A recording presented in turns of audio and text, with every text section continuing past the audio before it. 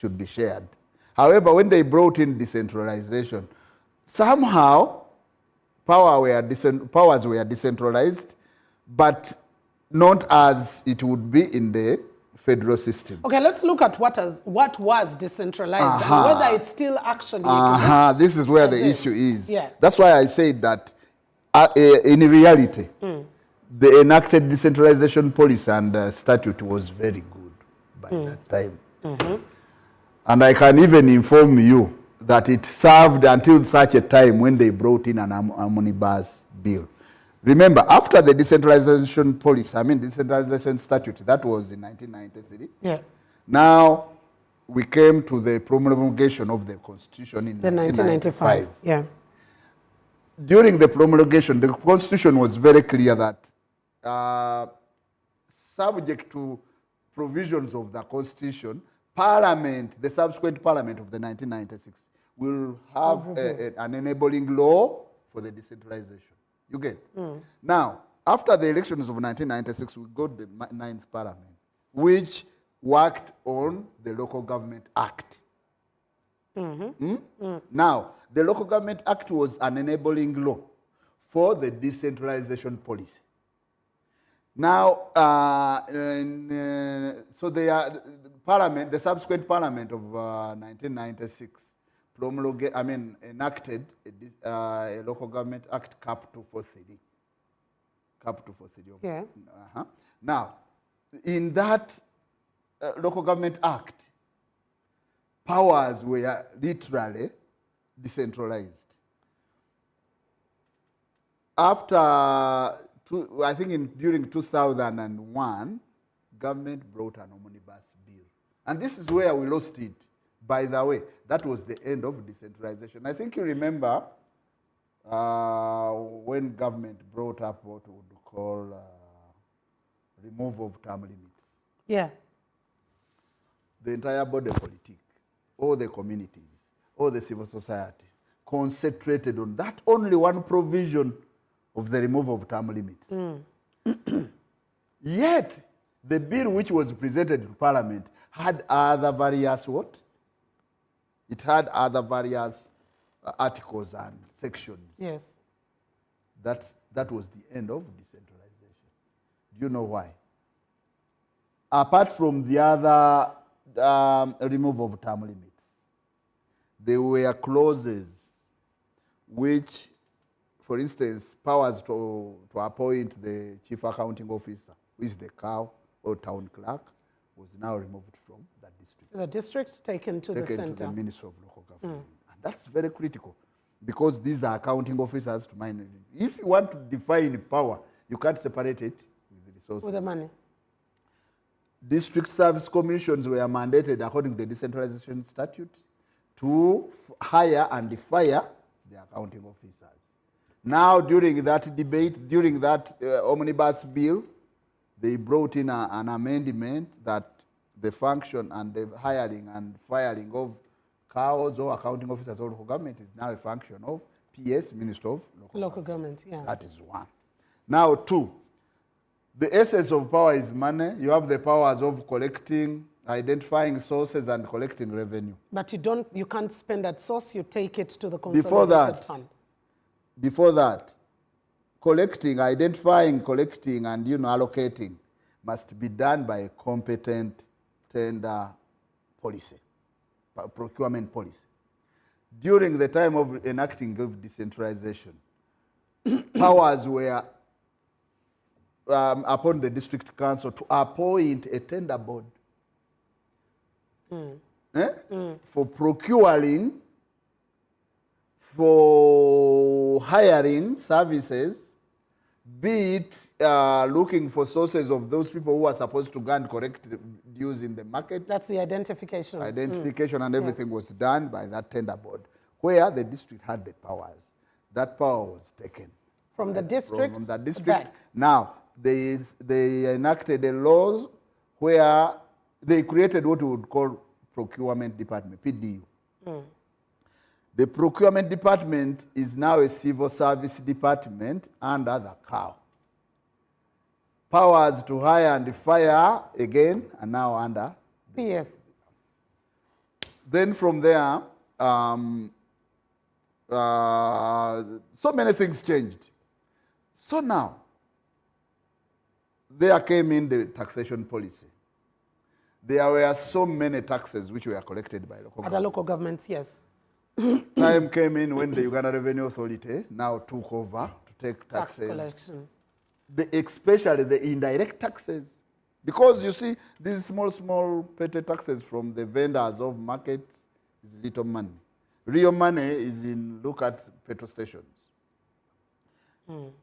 Local governments were left with the power of giving a trading license to a petrol station. Businesses. Like 300,000 per annum. And the Uganda Revenue Authority takes a certain percentage on every liter of fuel. Meaning, Uganda Revenue Authority collects more than 1 million or more than 2 million from a certain petrol station a day. And you collect 300,000 as a district per annum. And so on and so forth. However, look at the situation that the delivery of services. But also remembering that even the collections that you do, you can't be able to spend them at source, right? The money has to be taken to the consolidated. Sure. Now, as time went on, because we used to collect money, you keep it, you distribute it. Yeah. Because local governments have the different tiers. There is 0, 6, 3, and so. So there was a percentage of 65 to be taken by the district, 35 to go to the lower local governments. Now they started what we call single treasury account, Bank of Uganda. Every money must be remitted to the central bank. You collect money from vendors. You remit it to Bank of Uganda in the single treasury account. Much as you remit that money, the powers to remit it back is at their will. Sometimes they will It's not. an apportion. Yeah. You apportioned. In fact, I experienced 2 or 3 quarters where the government, where the central government, where the Bank of Uganda failed to remit even a coin back. You get? Like during the burial of Oranya. I think you remember that time. Yes. Because in that quarter, we are demanding about 1.1 billion from the center. Locally raised revenue. They could not remit it. As I could move around with my technocrats to ask the reason as to why, that's where one in the Ministry of Finance, a technocrat, whispered to me that, and said, you know what, that money was spent during the burial, during the morning of Oranya. So I don't know whether we shall make it. Now, look at that situation. You have the responsibility of delivering services. The money is taken by the center to do their priorities. So essentially, the money amongst local governments is existent, but the failure to, one, spend at source, the failure to be able to account for yourselves on how the money is utilized, or the failure for the money to be remitted is what's bringing the lack yes, and that gap now creates local governments to be totally irrelevant. So even in the eyes of the communities. What remained of local governments after all these amendments?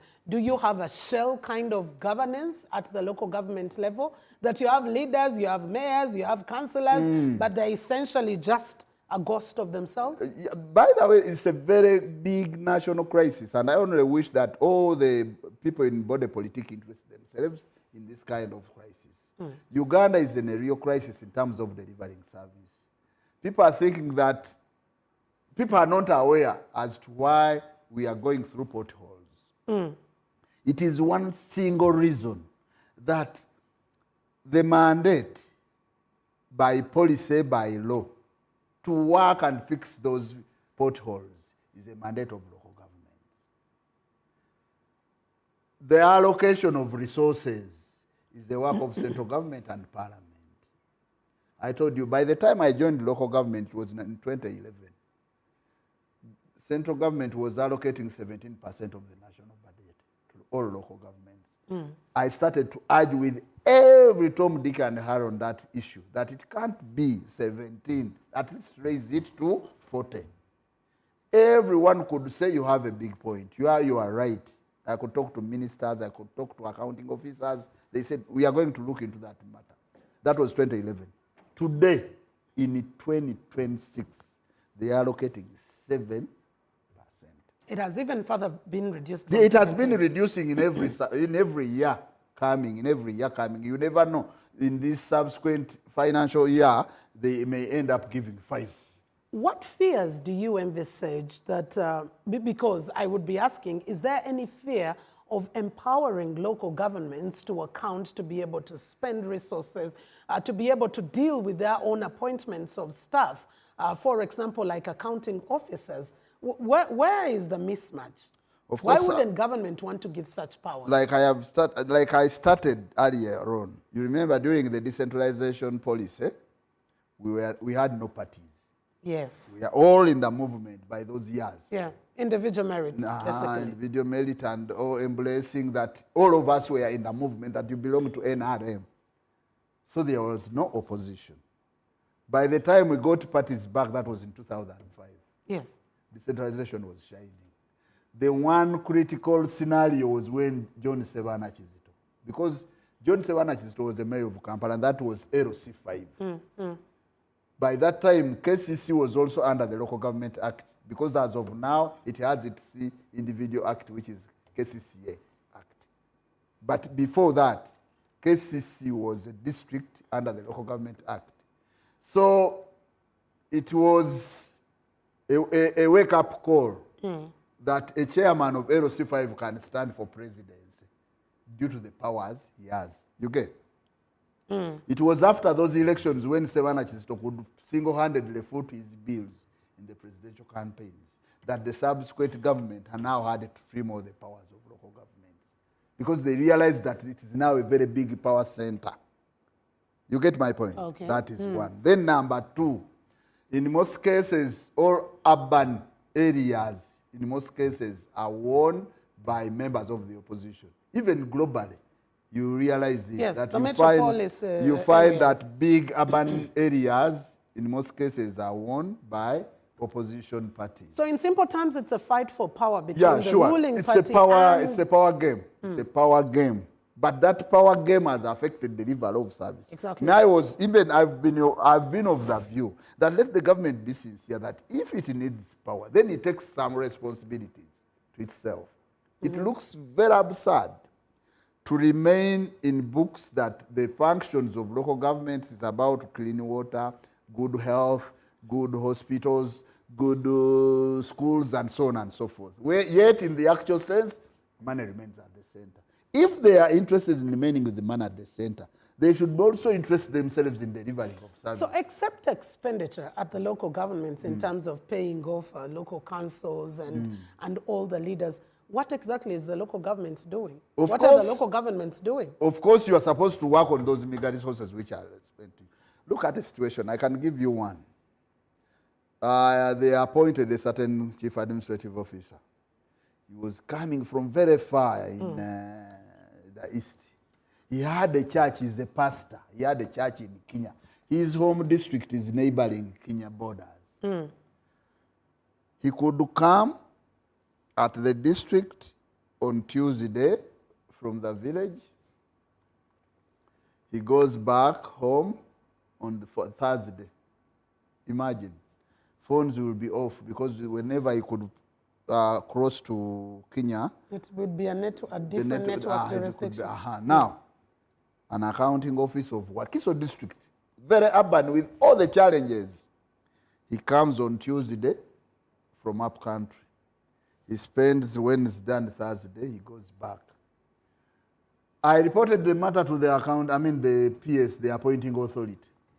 Till when I realized, it came to my notes later on that this person was, the moment he came, he could look for kickbacks to pay to the appointing authority. So he became a darling, a blue-eyed boy. That with evidence that you had? Yeah, I tell you. So now, I started agitating for the removal of the chief accounting officer in vain, because it was in the interest of the appointing what? Authority to retain them. You see how local governments suffer? How then, and I love that you bring that aspect, because earlier on at the introduction, I was talking about how the locals of those different local governments actually get to take the power in their hands, just like Article 1 of the Constitution says. You seem to have been fighting a lone battle. How would the people of Wakiso then be incorporated in demanding for services if they're not being existent and being held accountable at the center? Yes. This is where the problem is, and it becomes very difficult to sensitize or to, you know, to actually tell the people what is actually happening.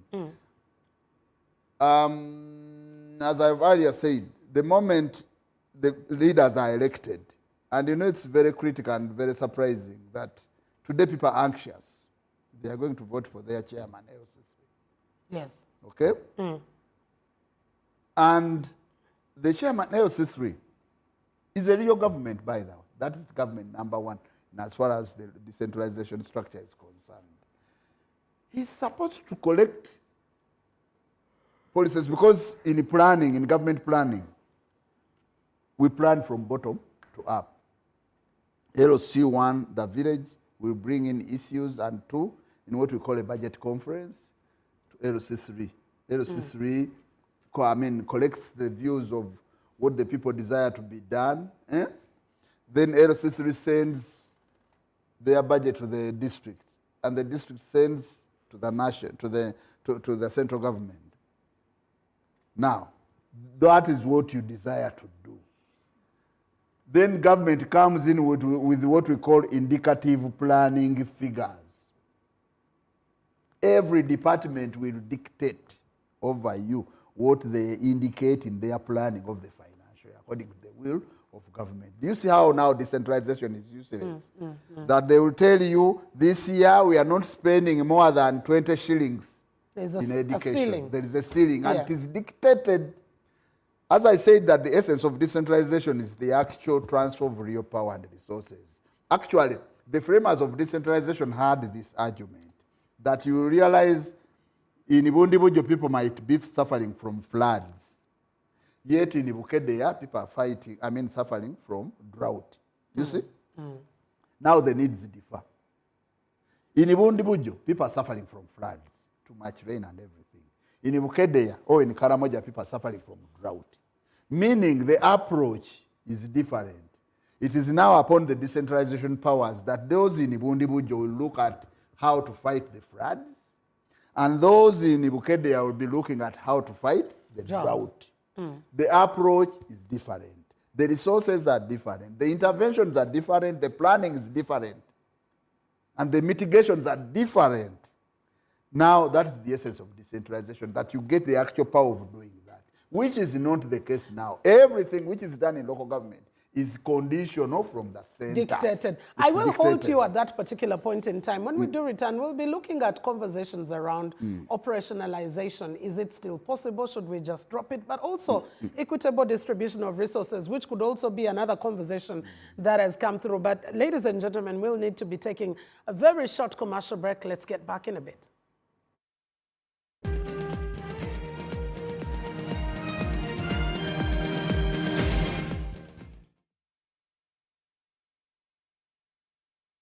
So, Muchara.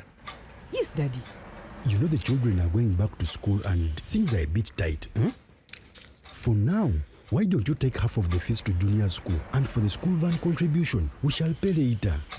Daddy, why don't we pay using MTN Momo, where we stand a chance of winning school fees for a whole year and more?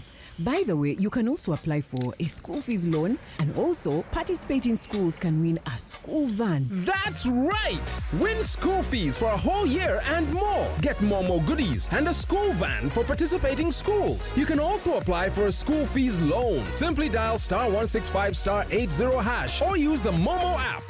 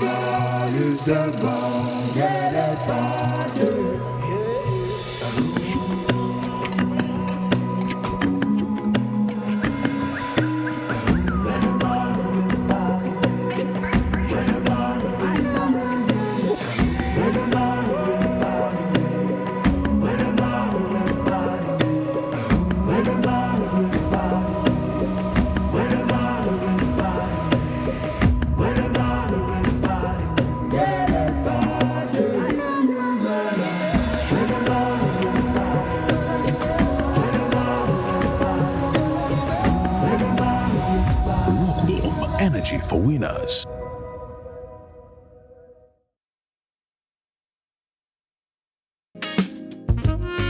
This Valentine's love has a taste. Welcome to Love's Taste, Candlelight and Valentine's at Fontis Residencies and Hotel. Enjoy a poolside candlelight dinner for two at 375 Ali Bard or 400,000 with a rose on arrival, a special 3-course meal, sparkling wine, live entertainment, and a photo booth. Or choose our restaurant Valentine Buffet for two at 300,000 Ali Bard. As the new moon is sighted, a blessed season begins. Ramadan is more than fasting, a journey of the heart, guided by faith, strengthened by community. From Suhoor to Iftar, Salam TV walks with you, uniting Ummah through inspiring teachings and family-centered programming. Across Uganda, Ramadan calls us to compassion, forgiveness, and drawing closer to Allah. Stay connected to what truly matters with Salam TV this Ramadan. To partner with us, call 0761 001 890. Ramadan Kareem, Uganda. In Uganda, love is not rushed. It's shared, laughed through, and deeply felt. This Valentine's, Uganda Tourism Board invites you to show love the UG way. Participate in different love challenges during this love month of February and stand to win amazing staycations, dinners, makeover packages, adventure-filled escapes, and unforgettable experiences for you and your loved one. This Valentine's, Chi Uganda Chinyuma, when you show love the UG way. In partnership with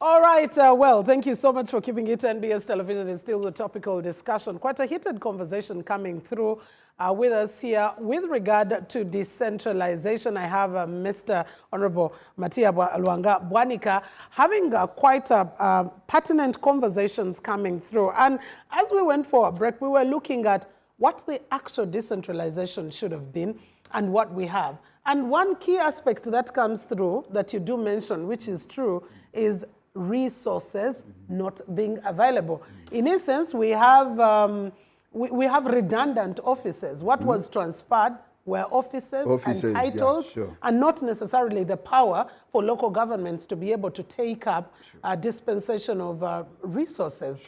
How is this playing out? And when we talk about resources, where does the equitability of transfer of resources across the entire country come in that conversation? Because Wakiso will have more resources because of the location. Wakiso, Kampala, Mukono, Mpiji, because of the central location, closeness to the capital city. What will the others have? Actually, you have a very good question that if you look at the national tax base, you realize that Wakiso may contribute more than 45% of the tax base. In other words, if it